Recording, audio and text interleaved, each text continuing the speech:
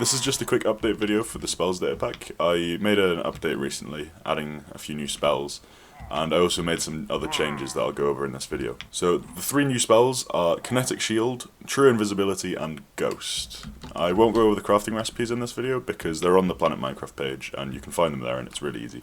So yeah. Let's start with Kinetic Shield. So basically what this does is it stops projectiles. So things like arrows and fireballs, it basically just stops them from hitting you. So I'll show you by going to survival mode now. And these guys are gonna... Ooh, that was good timing. So these guys are gonna shoot at me, and as you can see, none of the arrows are actually getting to me because the spell is stopping them in the air with a nice little particle effect. Something you'll notice about this spell is that it doesn't cost anything to actually cast the spell, but while it's active, it costs some mana. So it takes 2 mana per second while it's active. So you can turn it on and off whenever you want to. So if I click, then it turns it on, and if I click again, it turns it off. So there's no set amount of time.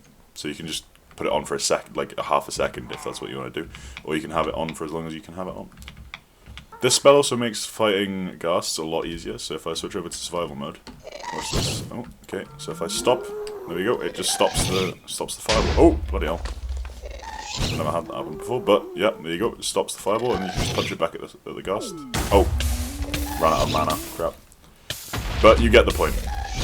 So when you have level 1 active, it stops all projectiles, incoming and outgoing. So if you try and shoot while you've got this spell active, it actually stops your arrows from going. So it's really good for defense, but it means you can't do long-range attack while it's active.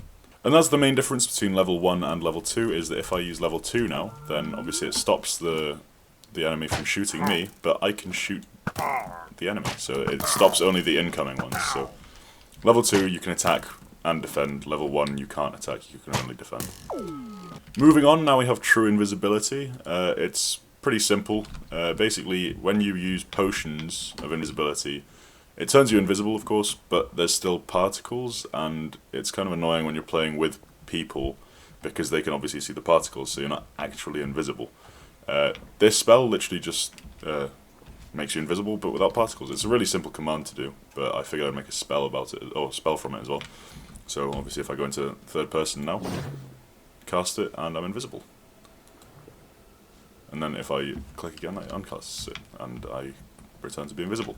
So the cost for this one is the same as the level 1 Kinetic Shield. It just it depends how long you use it, so you can choose how long you want to be invisible for. So you can just cast it and uncast it, and yeah.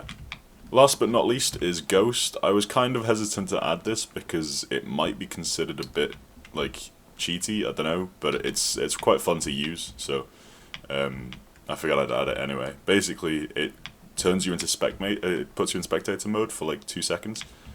Which means you can fly through things like this. It doesn't last very long, and you can't really. You can go into the ground and see caves and stuff, but you also risk the chance of like suffocating them. So like, yeah. It costs 20 mana, so it's kind of balanced, I guess. I don't know.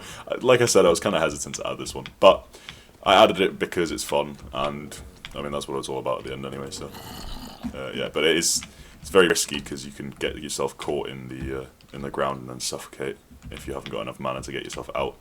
So yeah, could be considered a bit cheaty, but I think it's fun, and it's great in combat. Like when you're in survival mode and you just turn invisible and then you appear behind the enemy. I love doing that.